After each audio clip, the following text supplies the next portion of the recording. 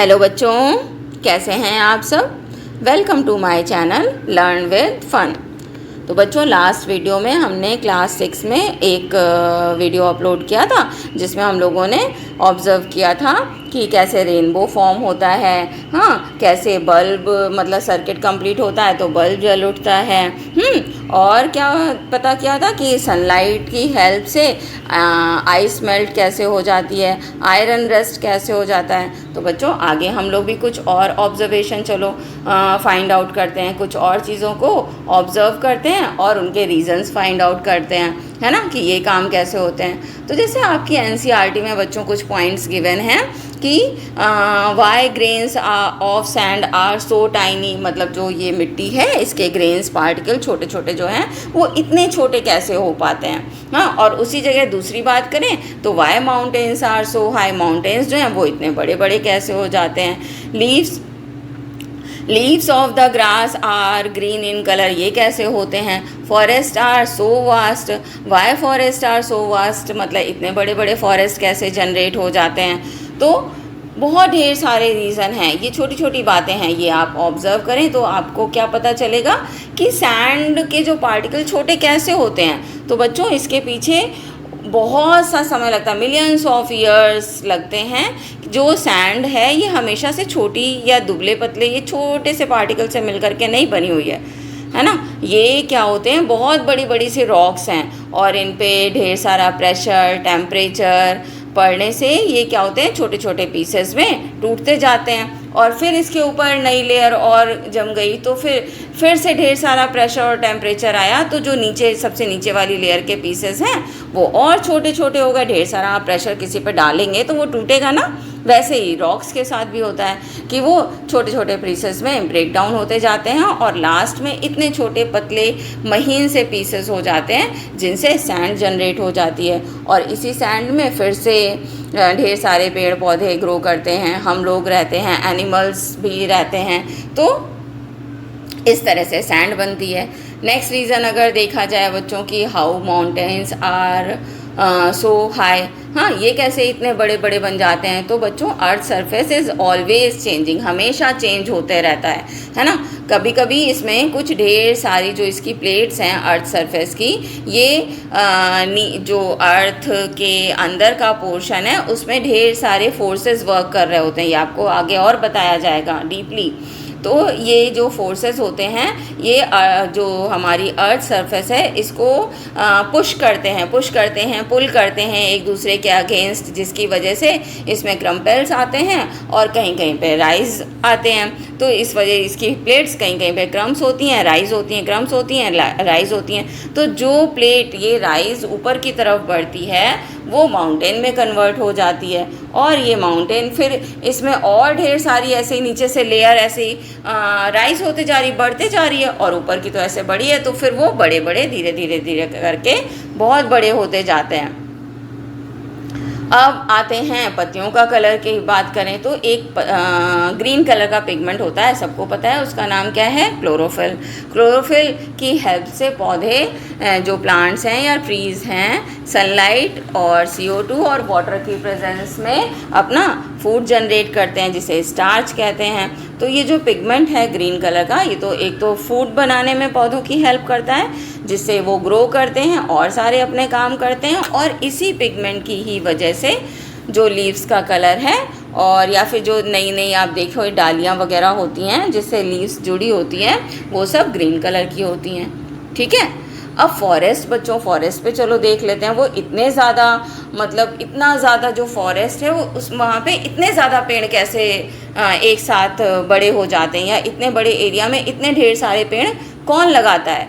तो कोई लगाने नहीं आता है बच्चों। वहाँ पे क्या होता है, many trees grow together closely, बड़े ढेर सारे ट्रीज़ जो हैं वो क्लोजली एक दूसरे के पास लगे होते हैं और फिर जैसे वो बड़े हुए तो उसमें पॉलेंस उनमें जनरेट हुए, फिर हवा चली तो पॉलेंस फिर इधर उधर फैल के गिर गए, है ना। अब वो सीड्स और कुछ सीड्स जनरेट हुए, पॉलेंस गिरे, उसकी वजह से भी पेड़ पौधे उगे और ढेर सारे, और सीड्स भी उनके फिर जनरेट होकर के वो भी हवा या वाटर वगैरह की हेल्प से इधर उधर डिस्पर्स हो गए और वो भी उसी एरिया में गिर गए।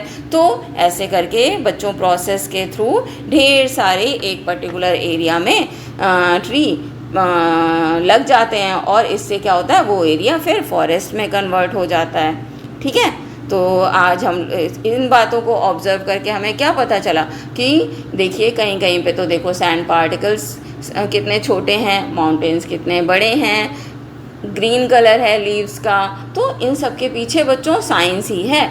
यही आप लोगों को और देख करके सोचना है। अब चलो अपने अर्थ प्लैनेट पे बात कर लेते हैं, जिस प्लैनेट पे हम लोग रहते हैं। तो ऐसी कौन सी चीज़ें हैं जो हमारे अर्थ प्लैनेट पे ही लाइफ एग्जिस्ट करती है और एनी अदर प्लैनेट पे नहीं करती है? तो अगर हम लोग देखें तो अर्थ का एटमॉस्फेयर, जिसमें ढेर सारी गैसेस हैं, एयर है, जिसके थ्रू हम ब्रीथ कर पाते हैं, हमारी लाइफ साइकिल कंप्लीट होती है। वाटर है अर्थ पे, जो बहुत बेसिक नेसेसिटी है हम लोगों की लाइफ की, हमारी क्या, चाहे हम हों, पेड़ पौधे हों या एनिमल्स हों, हर किसी की लाइफ की बेसिक नीड है वाटर। तो और बेसिक कंडीशंस कि ना तो अर्थ पे बहुत ज़्यादा गर्मी है ना बहुत ज़्यादा सर्दी है, जो कि ह्यूमन लाइफ या एनिमल लाइफ यहाँ पे सरवाइव कर पाती है। और प्लैनेट्स की अगर बात करें तो कुछ प्लैनेट्स सन के बहुत पास होने की वजह से उनमें बहुत गर्मी है तो वहाँ लोग नहीं रह सकते, और कुछ दूर होने की वजह से वहाँ बहुत ज़्यादा ठंडक है तो इस वजह से नहीं रह पाते। तो अर्थ जो है बच्चों हमारा, वो एक ऐसी सपोर्टिंग कंडीशन प्रोवाइड करता है जिस वजह से यहाँ पे लाइफ एग्जिस्ट कर पाती है। तो और इसी वजह से हमें जो हमारे आसपास का एनवायरनमेंट है ये नीट और क्लीन रखना चाहिए, ताकि हमारे लिए और हमारे बाद आने वाली जनरेशन के लिए भी अर्थ में बहुत अच्छे से लाइफ एग्जिस्ट कर पाए। हाँ, हमें वो प्रोटेक्ट करना चाहिए अपने एनवायरनमेंट को।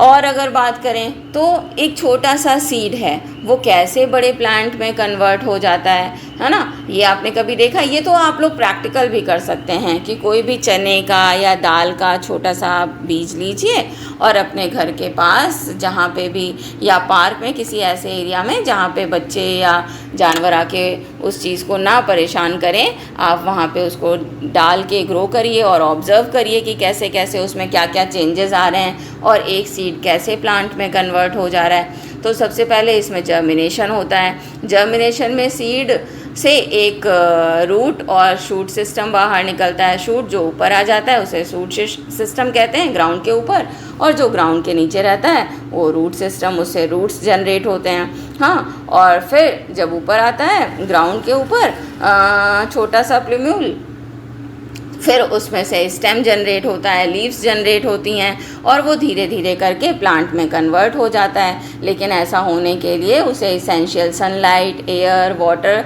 भी मिलना चाहिए, तो वो हम देते हैं। तो आप देखो एक छोटा सा सीड एक बड़े से प्लांट में कन्वर्ट हो जाता है। तो इसके पीछे भी बच्चों साइंस ही है। टाइम के साथ साथ चीज़ें धीरे धीरे चेंज होती हैं, लेकिन उन्हें इसेंशियल कंडीशन मिले तब, है ना? अब एक और साइंस की बात अगर हम लोग देख लें कि कैसे एक छोटे से प्यारे से एग से एक सुंदर सी बटरफ्लाई जनरेट हो जाती है ना? वाटर साइकिल की भी अगर बात करें तो वाटर तो हमने आसपास अपनी लेक, पॉन्ड्स, रिवर्स, ओशन, इन सब में देखा होगा। ये कैसे क्लाउड में कन्वर्ट होता है, फिर क्लाउड फिर से ठंडे होते हैं तो बारिश होकर के फिर ये नीचे आ जाता है पानी। तो ये पूरे साइकिल को वाटर साइकिल कहते हैं। इसके पीछे भी साइंस है बच्चों, है ना? तो ये सारे रीज़न हैं। आप और हम सब लोग मिलकर ऑब्ज़र्व करें और चीज़ों का पता लगाएं। यही तो काम होता है एक अच्छे से साइंटिस्ट का, कि वो हर एक इवेंट के पीछे पता लगाता है कि ऐसा क्यों हो रहा है, कैसे हो रहा है। तो आप ये मत समझिए कि साइंटिस्ट कोई बहुत बड़ी चीज़ है, नहीं, एक छोटा बच्चा भी साइंटिस्ट होता है। वो ढेर सारे क्वेश्चन करता है, ऑब्ज़र्व करता है, चीज़ों का पता लगाता है, तो वो भी एक साइंटिस्ट की तरह ही बिहेव करता है। और ये साइंटिफिक नेचर हर किसी में होना भी चाहिए, है ना? चलो कुछ और चीज़ों पे अगर बात करें तो क्या हो जाएगा, जो हम लोग बुक में जो आप लोग नोटबुक में पेपर या आपकी बुक में जो पेपर लगे हुए हैं, जिनसे आप पढ़ रहे हैं, एनसीईआरटी पढ़ रहे हैं या अपनी नोटबुक में लिख रहे हैं, वो पेपर कैसे जनरेट होता है, इसके पीछे भी साइंस है। कि जो हम लोग घर लॉक करके जाते हैं तो की कैसे बनती है, किस मटेरियल से मिल करके बनी हुई है, ऐसा क्या कौन सा, ये ढेर सारे क्वेश्चन हमें करने चाहिए कि की का मटेरियल कौन सा है जिससे वो ख़राब नहीं होती है ना, और प्रॉपरली वर्क करती है। इसमें ये टेढ़ी मेढ़ी ज़िगज़ैग लाइन क्यों बनाई गई हैं, है ना, इन लाइन से क्या हेल्प होती है, कैसे लॉक ओपन हो जाता है, ये सारी चीज़ें ऑब्ज़र्व कीजिए। प्लास्टिक की अगर हम लोग बात करें तो जो आप लोग अपना रूलर यूज़ करते हैं 6 इंचेस रूलर, या फिर प्लास्टिक बॉक्स वगैरह हम लोगों के घर में रखे होते हैं जिसमें सामान रखा जाता है, ये कैसे बनते हैं, इरेज़र कैसे फॉर्म होती है, और ये किस मटेरियल की बनी हुई है कि जो हम अपनी पेंसिल से ड्रॉ करते हैं और अगर वो सही नहीं है तो हम इरेज़ कर पाते हैं, है ना। इनके सब के पीछे बच्चों साइंस है।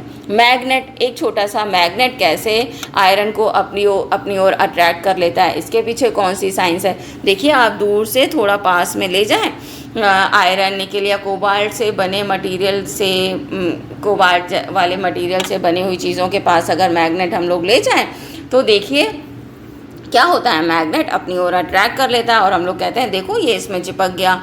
तो ये ऐसे ही नहीं होता, इन सब के पीछे बच्चों साइंस है ना। मैग्नेट में कुछ क्वालिटी ऐसी होती है जो लोहे से बनी हुई चीज़ों को अपनी ओर अट्रैक्ट कर लेती है, तो उसमें जाके वो चिपक जाते हैं। कपड़े जो हमारे गीले होते हैं, सपोज़ हमने वॉश करके हैंग करे बाहर डोरी पे, हाँ, सूखने के लिए, तो उनमें हवा लगने से वो कैसे सूख जाते हैं। ऐसा क्या होता है कि गीले कपड़े सूख जाते हैं, है ना। या फिर डिटर्जेंट वगैरह यूज़ करके हम उनको कैसे क्लीन कर पाते हैं, गंदे गंदे कपड़े कैसे साफ़ हो जाते हैं। इन सब के पीछे बच्चों साइंस है। ऑब्ज़र्व कीजिए आप और मुझे भी बताइए कि कैसे होता है। फिर इसके साथ ही जैसे मान लीजिए एक छोटा कच्चा सा दाना आपने राइस का या दाल का लिया, है ना, और फिर मम्मा उसे कैसे किचन में जा कर के कुकर में बॉईल करती हैं और वो बन जाता है, खाने लायक हो जाता है ना।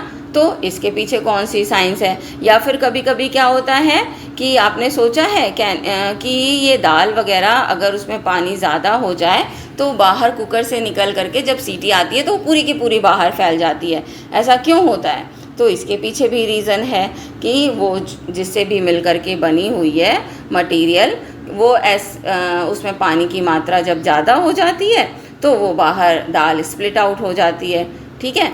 जो हमारा बाइसिकल रिपेयर करने वाले जो लोग होते हैं वो कैसे पता लगाते हैं कि हमारे टायर में या बाइसिकल के टायर में कहाँ पे मतलब पंचर हुआ है, तो कैसे उसको ठीक करें। तो वो लोग क्या करते हैं, उस टायर को निकाल करके पानी में डालते हैं, तो जहाँ पे उसमें होल हो जाता है, पंचर का मतलब क्या होना, होल हो जाना, उससे हवा बाहर निकल जाना, तो उसके अंदर जब पानी में डालेंगे तो उस छेद से, होल से पानी अंदर जाने लगेगा, तो पता चल जाता है, वहाँ पे बुलबुले फॉर्म हो जाते हैं। तो उससे पता चल जाता है कि अच्छा यहाँ पे पंचर हुआ है, तो उसको वो सही कर देता है और फिर उसमें हवा भर देता है, आपकी साइकिल अच्छे से चलने लग जाती है। तो ये कैसे पता लगाया उसने, इसमें उसने साइंस का ही यूज़ किया कि चलो इसमें पता लगाते हैं कि हवा बाहर निकलने से इसके अंदर स्पेस हो गया है, तो अब स्पेस को कवर करने के लिए अगर जहाँ पे भी होल होगा पानी अंदर जाएगा, और पानी अंदर जाएगा तो हमें पता चल जाएगा कि कहाँ पे होल है, फिर उसको हम लोग सही कर देंगे।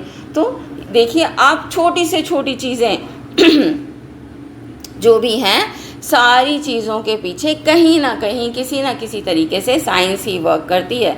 तो बच्चों इस चैप्टर में हमने यही सीखा कि ये जितनी भी चीज़ें हैं, ये जो होती हैं हमारे आसपास दिख रही होती हैं, है ना, इन सब के पीछे कहीं ना कहीं साइंटिफिक फैक्ट्स जुड़े हुए हैं। इन्हीं सबको आप और देखिए, ऑब्ज़र्व कीजिए, उनसे कोई ना कोई कंक्लूज़न निकालिए। ज़रूरी नहीं है कि कोई ना कोई कंक्लूज़न निकले ही, बट आप ऑब्ज़र्व करके step by step find out कीजिए कि ऐसा क्यों होता है, तो आपको खुद ही पता चलेगा कि साइंस हर जगह हर काम में मैटर करती है और उसी को हमें सीखना है। इस चैप्टर में हमें यही सिखाया जा रहा है कि जितने भी रीज़न्स हैं हमारे आसपास, जो कुछ भी हो रहा है उसमें कहीं ना कहीं साइंस इन्वॉल्व है। तो बच्चों इस वीडियो में हम लोग यहीं तक रखते हैं, फिर मिलते हैं आगे नेक्स्ट वीडियो में, ठीक है। Okay then, bye.